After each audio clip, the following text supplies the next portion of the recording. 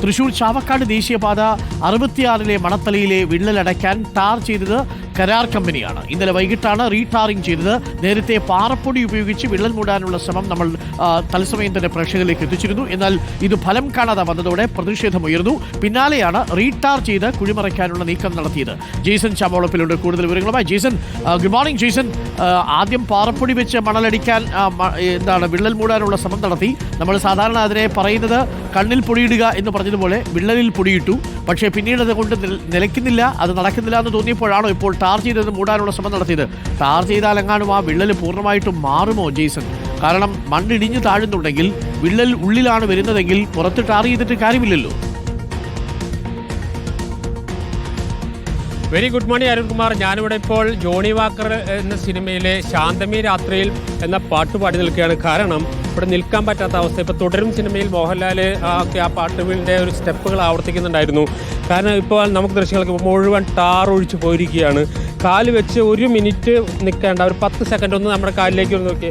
10 second നിന്നാൽ പോലും കാലിവിടെ നിന്ന് എടുക്കാൻ കഴിയാത്ത സ്ഥിതിയിലാണ്. കാരണം കണ്ടില്ലേ അരുൺകുമാർ, കണ്ടില്ലേ അവിടെ നിൽക്കാൻ കഴിയില്ല. അതുകൊണ്ട് തന്നെ വരെ പുതിയ സ്റ്റെപ്പുകളൊക്കെ പഠിച്ച് ഇവിടെ നിൽക്കേണ്ട സ്ഥിതിയാണ്. ഈ കാര്യത്തിലേക്ക് വന്നാൽ ഇവർ രാത്രി വന്ന് ഇവിടെ മൊത്തം ടാർ ഒഴിച്ചുപോയി. അപ്പുറത്ത് ഈ ഭാഗമാണ് ഇന്നലെ വിണ്ട് കീറിയിരുന്ന ഭാഗം. ആ വിണ്ട് കീറിയിരുന്ന ഭാഗത്ത് ഇന്നലെ രാവിലെ നാം അവർ കാണിക്കുന്ന നാടകം നമ്മൾ കണ്ടതാണ്. പൊടി വീശുന്ന രീതി ഉണ്ടായിരുന്നു, വണ്ടിയിൽ കൊണ്ടുവന്നു. പക്ഷെ അതൊന്നും നടക്കാതായപ്പോൾ രാത്രി തന്നെ ഒരു ലെയർ ടാർ ചെയ്ത് പോയിരിക്കുന്നു. ഈ ടാർ ചെയ്ത് എത്രമാത്രം സുരക്ഷിതമാണെന്ന കാര്യത്തിലൊക്കെ പരിശോധന ആവശ്യമാണ്. അതിനിടയിലാണ് ഈ വിണ്ട് കീറാത്ത സ്ഥലത്ത് കൂടി നേരെ ടാർ ഒഴിച്ചു പോയിരിക്കുക. അതുകൊണ്ട് ഇവിടെ നിൽക്കാൻ കഴിയാത്ത അവസ്ഥയാണ്.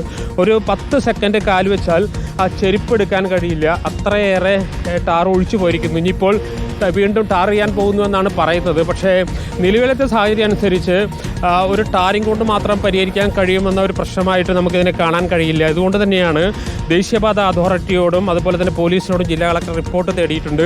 ആ റിപ്പോർട്ട് ലഭിച്ചതിനാണ് തുടർ നടപടി എന്നതാണ് ജില്ലാ കളക്ടർ വ്യക്തമാക്കിയിരിക്കുന്നത്. പക്ഷേ കരാർ കമ്പനി പറയുന്നത് ഇനിയും 2-3 ലെയർ ടാറിങ് വരുന്നുണ്ട്. അതുകൊണ്ട് തന്നെ ആശങ്കപ്പെടേണ്ട സാഹചര്യമില്ല.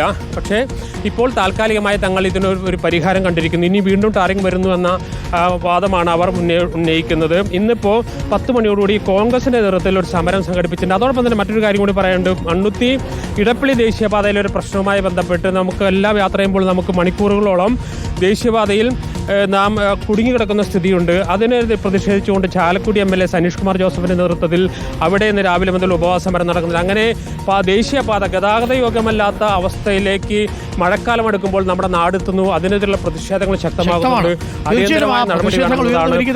അതിൽ ഒരു സംശയമില്ല. താങ്ക് യു ജെയ്സൺ ആണ് വിവരങ്ങൾ നൽകിയത്.